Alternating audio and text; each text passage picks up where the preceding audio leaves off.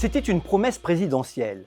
En mars 2022, en gage de sa conversion écologiste, Emmanuel Macron assurait vouloir, je le cite, conditionner la rémunération des dirigeants au respect des objectifs environnementaux et sociaux de l'entreprise. Le candidat président y voyait, paternaliste, un élément clé pour changer les comportements.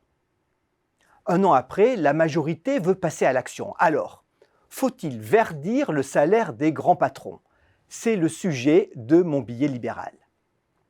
Pour les députés macronistes, pas de doute, intégrer ou sacraliser le critère écologique dans la part variable des rémunérations du CAC 40, c'est un signal efficace, une façon de démontrer que les sujets de responsabilité sociale et environnementale, la fameuse RSE, sont portés au plus haut niveau. Pour la FEP et le MEDEF, au contraire, une loi trop contraignante serait une entrave à la liberté d'entreprendre. Après s'être auto-saisie de la question, les deux instances patronales conseillent aux dirigeants mandataires sociaux d'intégrer, parmi les critères liés à la RSE, au moins un indice en lien avec les objectifs climatiques de l'entreprise.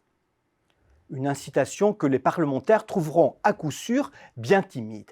Alors, au-delà des manœuvres politiques, se pose une fois de plus la question fondamentale de la mission de l'entreprise dans un contexte où le capitalisme est accusé d'avoir épuisé la planète jusqu'à provoquer le dérèglement climatique.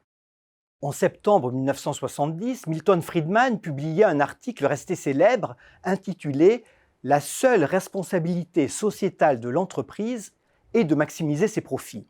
Ce texte reste encore aujourd'hui, et non sans caricature, la référence du capitalisme actionnarial et de ses dérives. Lorsqu'en juin 2020, Danone se dote du premier statut d'entreprise à mission du CAC 40, son PDG remercie ainsi ses actionnaires « Vous venez de déboulonner la statue de Friedman ».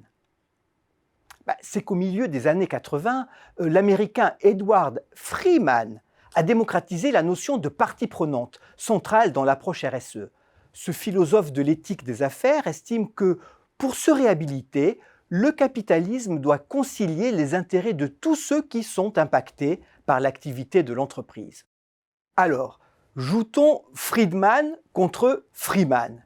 Cette opposition manichéenne n'existe en fait que dans les hémicycles surchauffés, car les deux doctrines, en apparence incompatibles, peuvent aboutir, une fois confrontées au réel, à des résultats quasi identiques. Comme le résume Michel Villette, professeur de sociologie à AgroParisTech, entre les deux doctrines, il n'y a qu'une différence d'intention et de justification. Parce qu'un cynique friedmanien, s'il dirige une industrie polluante, aura intérêt, sous la pression des autorités publiques et de la société civile, à investir dans l'environnemental, à verdir son salaire pour rétribuer et sécuriser au mieux le capital. Et parce qu'un idéaliste freemanien, même avec un variable très RSE, perdra de sa superbe une fois ses profits évaporés. En fait, nos politiques devraient relire Ludwig von Mises. Pour ce libéral, si vous gagnez de l'argent en économie de marché, c'est parce que vous offrez aux consommateurs un service qu'ils plébiscitent. Les patrons verts, c'est vous et moi qui les fabriquerons par nos choix quotidiens de consommation.